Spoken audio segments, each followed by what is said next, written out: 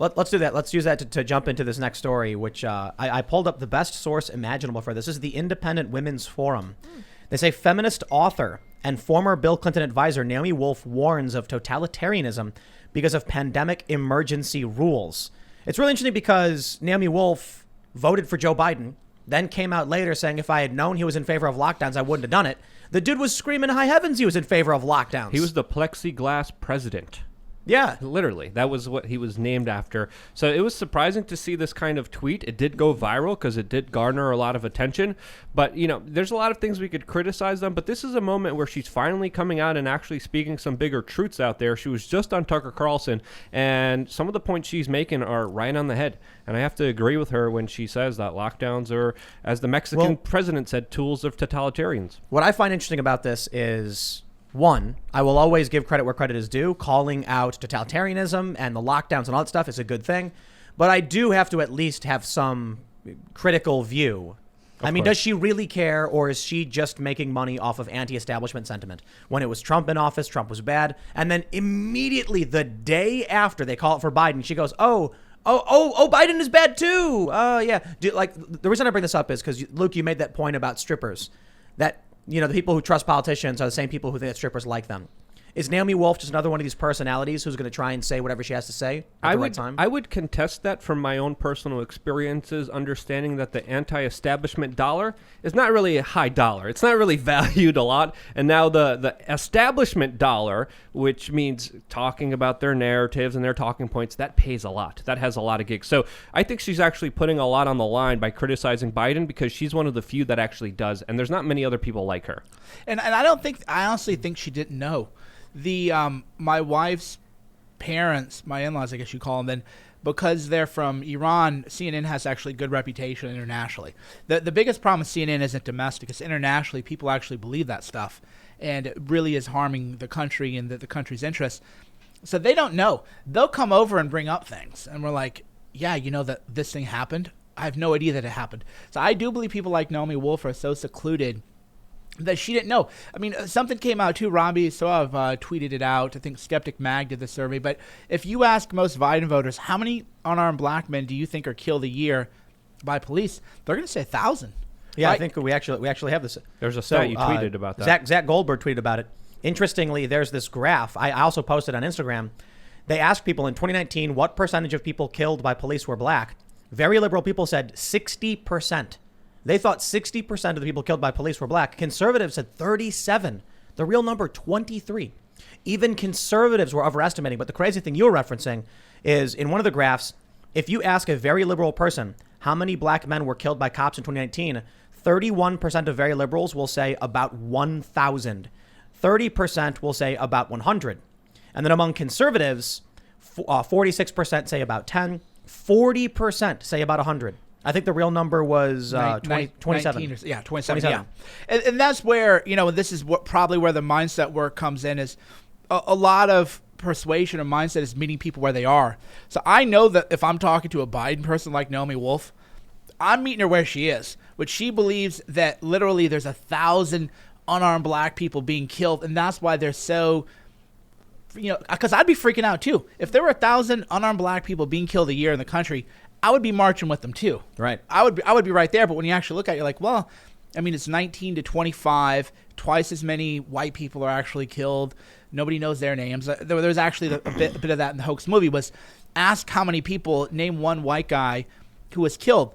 The best I can do is, I think it was in San Bernardino, a homeless guy got beat to death, and you could see the pictures of his face swollen up.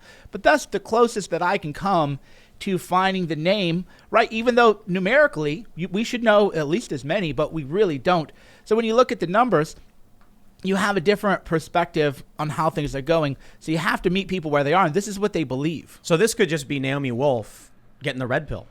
Basically, she's been eating up mainstream media trash, and then something happened after the 7th where she saw some news that she trusted and said, wait a minute, what?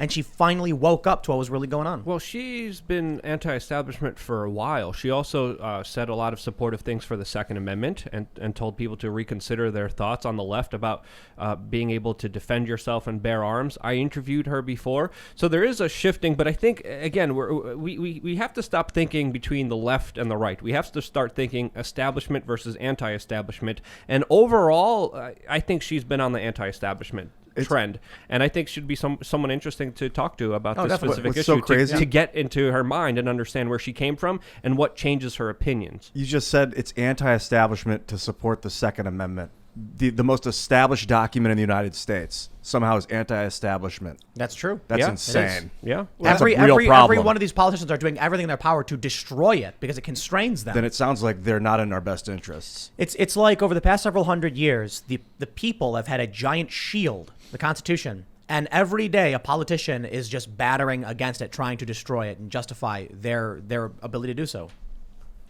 If we don't, I guess I don't know the exact quote. If we don't defend the Constitution, then the Constitution will no longer defend us.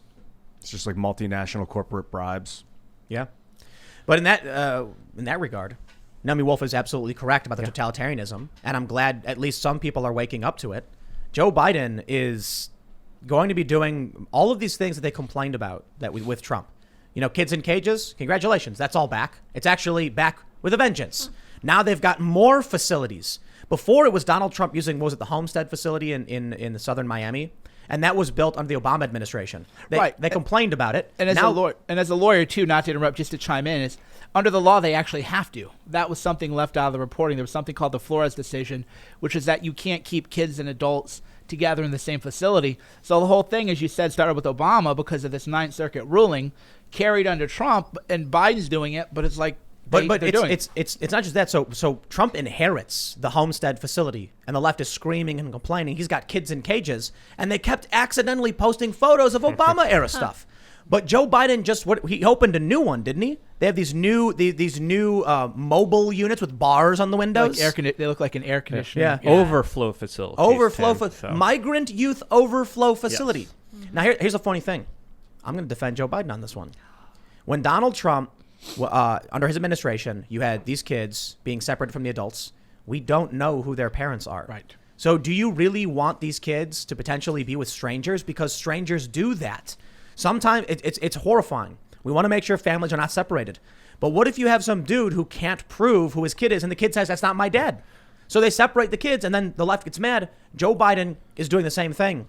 The left is complaining about Joe Biden doing this now, and I'm going to say the same thing. We can't just assume because some guy said that's my kid, that's true. And we got to be careful about trafficking. So what do we do? Yeah, being in Mexico many times, you see all these wanted posters and all these missing children posters all over the public streets. And there's an epidemic of missing children in Mexico that's a lot higher than a lot of people even understand. And covering the border crisis, specifically in Tijuana, there's been many stories of children being stolen so they could use it as a way to get across the border and to get sympathy. And there's this fake news being spread around that if you come across the border with a child, that you're going to be allowed through without any problems, without any questions, as long as you have a child. So there's stories like this. It's not always, it doesn't always 100% of the time happen, but it does happen, and it does need to be addressed. And sadly, this, the child trafficking and kidnapping in Mexico deserves to be a lot of a bigger story than it actually is. I guess the main issue with everything we've been talking about is people. Look, you said it was establishment versus anti-establishment. Yeah. I don't even think that's true. I think it's people who only watch mainstream media versus people who actually think critically. Zombies. Well, you have to look deep, though. I mean, again, I have a lot of compassion for people. It's just imagine if you don't go into the weeds and look into everything yourself. It's like a full-time job, practically. Yeah, so that's why they attack YouTube and everything else. Is the idea that you're a working mom or a working dad and you come home after a long shift and you got 3 hours and you hope to see your kids before they go to bed, and you're going to say, oh, I wonder what really is going on with these overflow facilities. Oh, there was actually a ruling called the Flores decision, and you can't have unaccompanied minors because human trafficking. And there was a report, actually, to your point, Luke, there was actually a report that showed that hundreds of children had been human trafficked and had been let go back to their traffickers. So that this is all not conspiracy, it's all true. But you're just trying to get by, man. You're just trying to live. Yeah.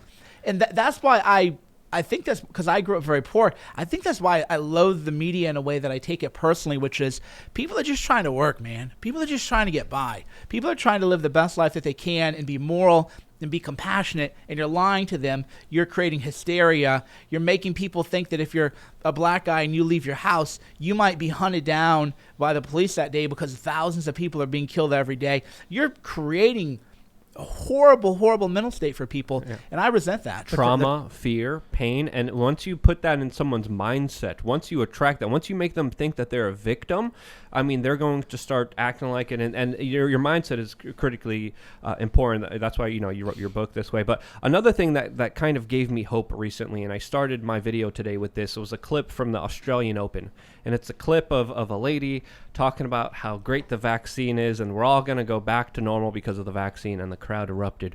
Boo. Really? Huge boos at the Australian Open. And then she said, we want to thank our government. Bigger boos, bigger. I tweeted the video also.